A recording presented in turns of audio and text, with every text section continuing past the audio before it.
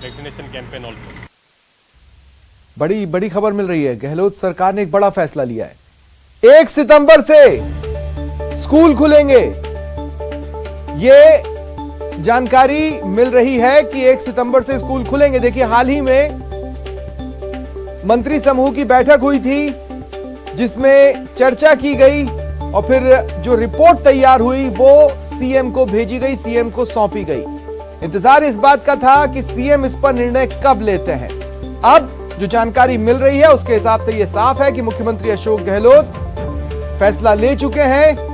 1 सितंबर से स्कूल खुलेंगे और जो जानकारियां मिल रही हैं, देखिए 50% क्षमता के साथ स्कूल खुलेंगे, लेकिन सिर्फ 9वीं से 12वीं तक के लिए, यानी कक्षा 1 से 8वीं तक के बच्चे घर पे ही रहेंगे, ऑनलाइन पढ़ाई करेंगे।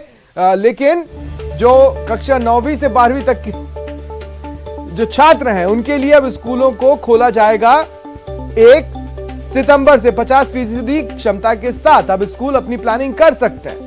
वो चाहे तो 50% क्षमता को किस तरह से मेंटेन करते हैं, ऑल्टरनेट डिफरेंट बैचेस की क्लास या क्या, ये अब स्कूलों को प्लान करना है। और ज्यादा जानकारी के लिए बात करते हैं सहयोगी प्रेम मीना से। प्रेम, क्या जानकारी है?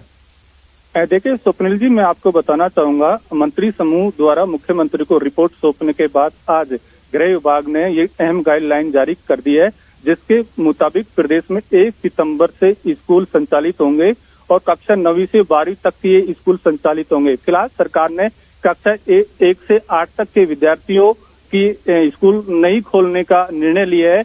अभी यहाँ केवल ऑनलाइन के माध्यम से ही पढ़ाई की जाएगी। सरकार ने साथ में हिदायत दी है कि कक्षा 9 से 12वीं तक के विद्यार्थी शिक्षण संस्थानों में तभी आ सकते हैं जब उनके माता पिता लिखित में अनुमति देंगे, यानी बिना अनुमति के कोई भी विद्यार्थी है शिक्षण संस्थानों में नहीं आ सकता। ये सरकार ने एक अहम कंडीशन लगाई है। साथ में काफी लंबे समय से बंद रहे कोचिंग संस्थान भी सरकार ने खोलने का निर्णय लिया है।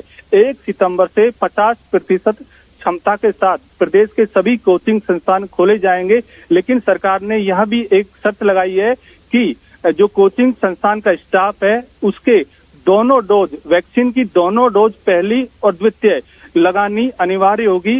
यदि ऐसा नहीं करते हैं तो सरकार कोचिंग खोलने की अनुमति नहीं देगी।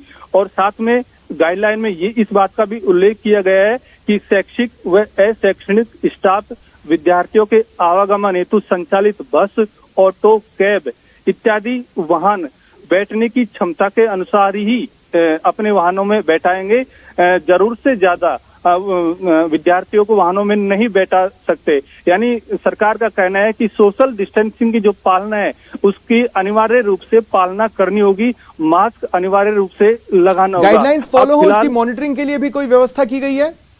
जी बिल्कुल स्वप्निल जी, गृह विभाग की गाइडलाइन है, उसमें स्पष्ट उल्लेख किया है कि जिला मजिस्ट्रेट द्वारा शिक्षण संस्थानों में कोरोना प्रोटोकॉल और सरकार ने जो आज गाइडलाइन जारी की है उसके दिशा निर्देशों की पालना की जाएगी। यदि कोई भी शिक्षण संस्थान सरकार द्वारा जो दिशा निर्देश है उनका उल्लंघन करता है तो कोरोना प्रोटोकॉल के तहत उस पर जुर्माना राशि लगाई जाएगी और यह जुर्माना राशि 1 लाख रुपए तक भी हो सकती है।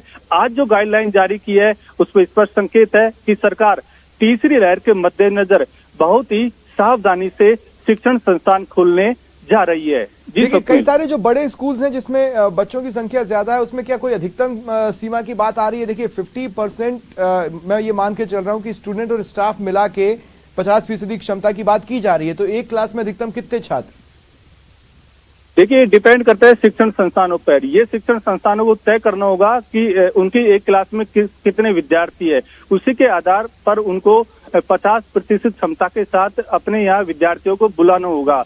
सरकार का स्पष्ट कहना है कि 50% क्षमता का उल्लंघन नहीं किया जाएगा। यदि उल्लंघन करते हैं तो फिर ऐसी स्थिति में सरकार ने जो नियम बनाए हैं उन नियमों के तहत जो दंड के प्रावधान किए हैं, आर्थिक पहलू भी है। प्रेम, देखिए जैसे ही अब स्कूल खुलेंगे तो फीस के मसले भी सामने आएंगे और तमाम चीजें भी सामने आएंगी। तो कुछ एक चीजें जो स्कूल प्रोवाइड करे, जैसे मान लीजिए सैनिटाइजर, स्कूल हो सकता है बोलते बच्चों से आप अपने सैनिटाइजर लाओ, हम प्रोवाइड नहीं करेंगे, लेकिन चूंकि स्कूल खुल रहे हैं तो क्या इस तरह की भी बातें इसमें है कि स्कूल को सैनिटाइजर वगैरह ये सब जगह जगह पे रखने या फिर बच्चों को खुद लाना या इस तरह की कोई बातें?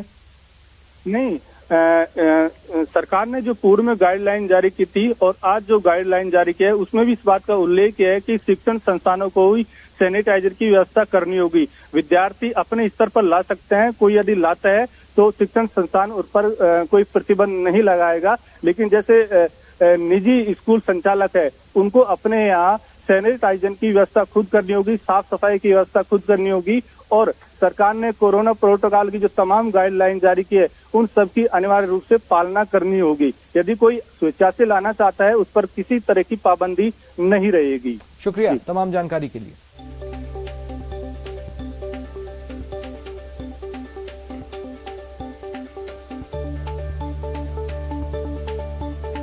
और चलिए वक्त तो चला एक छोटे से ब्रेक का। ब्रेक के बाद देखिए लाइमस्टोन की फास्ट